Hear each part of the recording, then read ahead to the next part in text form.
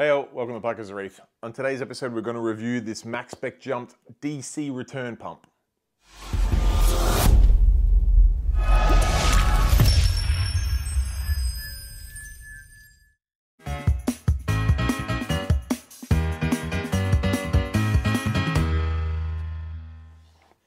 Alright guys, thanks for joining me, and I'm looking forward to doing a review on this Maxspect DC return pump. But the tricky thing with reviewing a return pump is if when they're working really well, you shouldn't even really know they're there. They stay in your sump, they sit there nice and quietly, and they very carefully and accurately move water from your sump to your display tank. So rather than setting that up, it'll give a fairly boring review. I figure we'll take this pump out into my back shed and we'll get it doing something a little bit different. So let's go get into it. Alright, so welcome out to my back shed where I've got two IBCs for natural saltwater storage. I've got a 220 litre barrel where I create bulk RO. I have another 220 litre barrel here where I just filter the natural salt water or artificial water. This is where the water comes into my auto water change system. And then last but not least, this one here is my mixing barrel. So when I am using artificial salt water, I mix it in here first and then I transfer it into this barrel. There's a lot happening, but it all makes sense once you get your head around it. Now, I've used 3 pumps out here to maneuver this water around. Actually 4, because one of them is a litre meter in the house, which draws the water through this 1/4 inch line all the way along my fence, through the walls, up into the roof, and then down to a tank. However, within here, I've also got a large Onga. It's like an industrial or a rural style pump. It's a transfer pump, moves bulk amounts of water. I don't use that all that often, but it is handy to move water between IBCs because it can do 1,000 litres in a few minutes. Within these 2 tanks here, I've got some pretty premium pumps that I use for moving water. The one that filters the water through here is actually an Abyss A200. It's a pretty serious pump just to circulate water around, but it's basically in a holding pattern until my main display is upgraded, and probably don't want to pull that plug in there.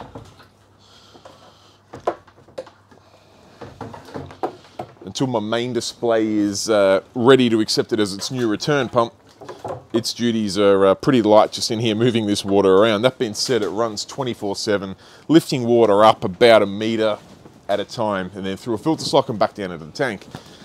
This tank here currently uses another fairly premium pump in a Royal exclusive RD3 speedy pump. So this is their DC fully controllable Royal exclusive pump, and it does, as you can see by the hose here, a pretty similar job. It lifts water, comes in down here from the bottom of the tub, lifts it up, and then just lets it go at the top. So it just stirs that water up. And when I'm mixing salt, I turn it up pretty high. I normally have a heater on there as well, just to get the temp up where I want it. Then I'll transfer it across here, or I'll move it into buckets if I want to manually do a water change. So I figured for this test today, I might take the Royal exclusive out of duties. We'll pop this Maxspect DC return pump in here, and it'll give us a good visual of just how much water it's flowing through this here 1-inch pipe, lifting it up about 1 metre off the ground. So let's see how we go.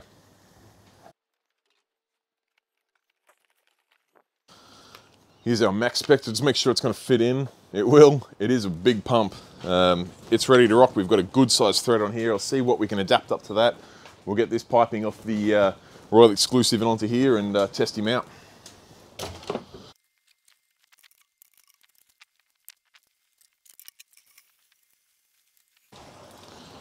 All right, while that's still filling, I'm going to power it up for the first time and see how we go.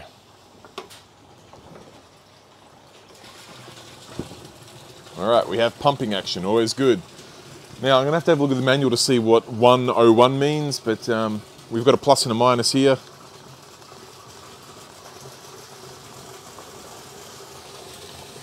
Yeah, we're moving a lot of water. We've got 20 steps of flow, and that's flying out. I'm assuming the 20 steps are linear. So it'd say step 10, we're halfway. At step 20, we're full strength. That's a lot of water, in fact.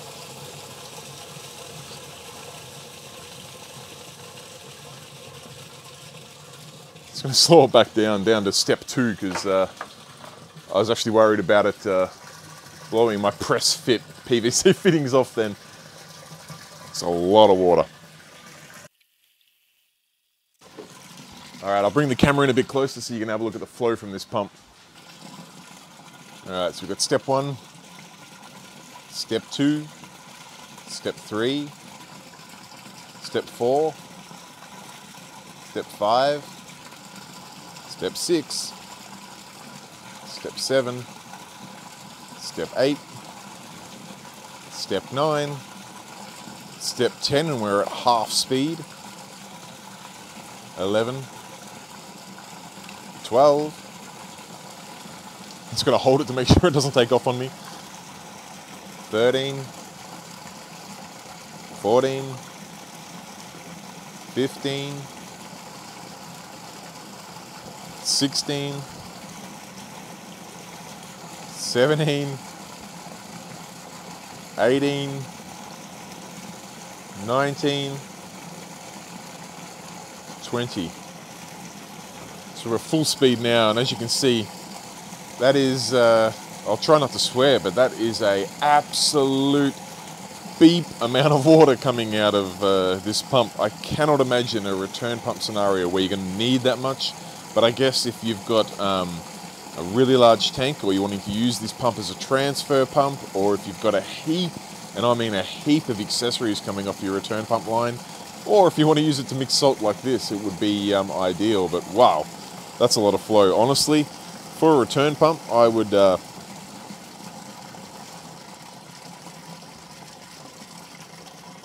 probably have it around the second step, even on a fairly large tank. That's a lot of water coming out. That's a 25 mil opening. If anything, a criticism there would be the slowest step is still quite fast. It's still a lot of flow. I'd have to get my jug out and measure that to see how much flow that is at step 1, but that's a lot of flow. Now we do have different modes. Okay, mode 2 is a pulse. And I believe we can change the intensity.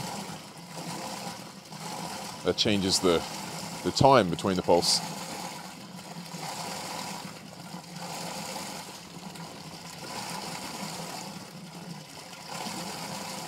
Okay, we'll go all the way up to 20. Should be quite a long pulse.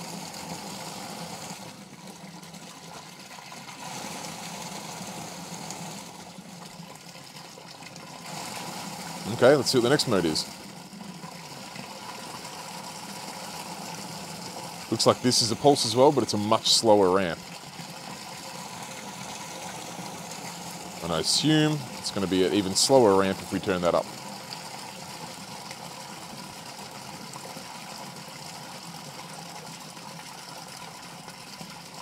Much slower ramp. All right, let's have a look at the next mode. Nope, that's it. We'll go back to normal 1, where we can crank that speed right up if we want.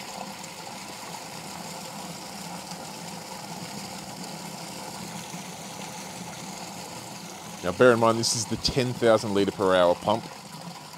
They do actually do one bigger and they do 2 smaller. I'd probably be recommending the smaller pumps for 99% of tanks out there, but at least you've seen firsthand the amount of flow this thing can put out. While we've got the pump out, I figured I may as well chuck some water and some salt in this barrel and give it a test over a good few days. Alright folks, I've had this Maxspect DC sine wave return pump running for about 5-6 days now, mixing up some salt and just keeping water churning in my water storage supply. So I figured rather than just having a look at the output, I'll take this pump out, we'll back it on my desk down here, we'll pull it apart and see what makes it tick. So let's get into it. Alright, so here it is, the DC centrifugal pump. This is the 10,000 litre per hour version, and you saw just how much oomph it had. So thought we'd go apart a bit of a strip down of it, and you can see what makes it tick. You've got this crazy turbine style intake and this huge outlet. Now I believe the first thing we do is we pop this foot off, which has got these nice rubber mounts here. Take that off. Now we can pull this off, which is quite tight, but it's come off. Thankfully nothing broken, just quite a tight fitting. And then this main section here. Now, one thing I should point out, despite the fact you see this thread here, the instructions do explicitly say that this pump is not to run externally. It's not to do like a closed loop operation, which is a bit of a shame in that the pulse modes this pump can do looked like it'd be really, really cool in a closed loop situation, but it is only to run submerged in water. So realistically, ignore these threads here. They will get you in trouble. Now we can twist this one way or the other, that way, off comes the housing, and here is our impeller. Once we pull this out, you see just how serious of a pump this thing is. The got a big magnet on it and this gigantic impeller. It is absolutely no wonder that it moves 10,000 litres an hour of water. It's a big, big piece of gear. Now, that's really all there is to servicing the unit. It's a pretty solid bit of kit. The motor's very well sealed. It feels quite a lot of weight in it. You've got this O-ring here that you need to make sure is sitting flush. There's these three, I guess you'd say, divots in the housing there, and there are three sort of dimples there. So you line them up, push that down so that that piece sits flat down onto that O-ring. Then this housing should go back on fine. Now, I'm not 100% certain which way I twist it. That way. Great. Twist it a bit further. Now we can put our front housing back on, which does just push on square once you find where it lines up.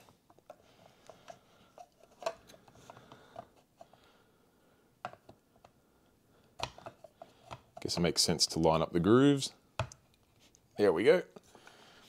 And then you push the foot back on, which I believe drops in there.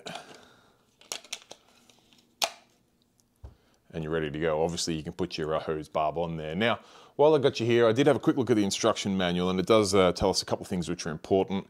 We do have the three modes. We've got the constant speed mode, we've got pulsing mode 1 and pulsing mode 2. It explains the difference between the two pulse modes. Pulse mode 1 ramps up fairly quickly, holds that speed, ramps down fairly quickly, holds that speed. Where pulsing mode 2 is much more continually rotating. We've got our servicing, which I just went through here, and a very strict reminder to let you know that you cannot plumb this pump up externally. That is all the instructions cover, which is about all you need from a return pump. Alright guys, there you have it. That's the wrap up of my review on the Maxspect Jump return pump. Now this is a sine wave pump, very efficient power-wise for its water production, and I thought I'd just go over some of my pros and cons of this pump and leave it with you to create your own thoughts. So we'll start off with the pros. The first thing I love about this pump is its look. I know it's not overly important, but the thing looks like an absolute beast. In fact, I've got it here. That intake is just, it's just brutal. It's got this nice soft touch matte black finish to it, which is going to look pretty primo and a nice high quality sump. So I quite like the look of the pump. My second pro is the controller. I feel like the controller is very nicely built. It's very easy to operate. You've got those three modes. Whilst the modes probably didn't seem to have a lot of use when you have to have the pump submerged, that's just me. I'm sure someone out there has got a good use for that. They may actually sit this pump inside an IBC or inside a big quarantine tank or something, and they can create a little bit of pulse in there without having to use really large external wave makers. So that could be a good use for that. But all in all, the controller itself was very easy to use, and with 20 steps of speed, it was quite convenient. My next pro, and probably my final pro on the pump, is the amount of water it puts out is ridiculous. 10,000 litres an hour is a heap. I just want to give a quick shout out to people out there that are using return pumps and turning them right up. Please be mindful that you want to create your in-tank flow with wave makers, not so much your return pump. You're going to overwhelm your plumbing down into your sump, and you can actually push water through your sump too quickly. So go easy on the return pump side of things, and that will lead me into my cons, and I guess it's the same as the pro. The amount of flow this thing puts out is crazy. I can't imagine many tanks that are going to require that much flow through the return pump. I know we did touch on you could have a lot of accessories running off it, but one thing I would like to see changed with this pump is the minimum step. We've got 20 steps of different speeds. I felt like that step 1 was still fairly high. I'd love to see step 1 maybe halved or quartered, and then give that range from step 1 to step 20 a lot more control, which would be quite handy. Whereas I kind of felt like you're either running at step 1, step 10 or step 20. But again, that could be just me. All right, and my final con, and it's one that I knew the pump couldn't do, but I just feel like it's just missing out on so much potential, particularly with those pulse modes, is that it does work submerged only. You cannot run this pump externally. Don't be fooled by the threads under that wicked little turbine grill. The pump is not designed to work outside of water, which to me is, it's a miss. It's something that if this pump could do external operation, with those pulse modes, it would be an incredible, incredible closed loop system where you could have those really cool pulse modes. You could push a lot of water through those closed loop systems. It would be very, very hard to get that much flow for those kind of dollars using wave makers. So I'm going to label that as a con, but let me know what you guys think. This pump is available now in Australia.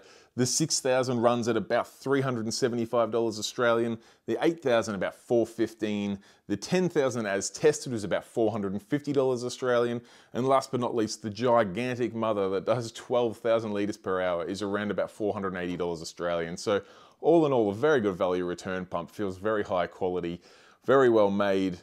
It's just a question of, do you need that much flow? Anyway, guys, I'll wrap my review up there. Let me know what you think. If you've enjoyed the video, give it a thumbs up. If you have any questions or comments about the Jump return pump, pop it in the comments section down below. And as always, if you're yet to, please consider subscribing to the channel. It takes 2 seconds of your time, costs you no money at all. Just click the subscribe button down in that corner. It goes a long way to helping me out on this venture. Anyway, guys, I'll leave you to it. Thank you so much for watching. Till next time, stay safe and keep reefing. Bye.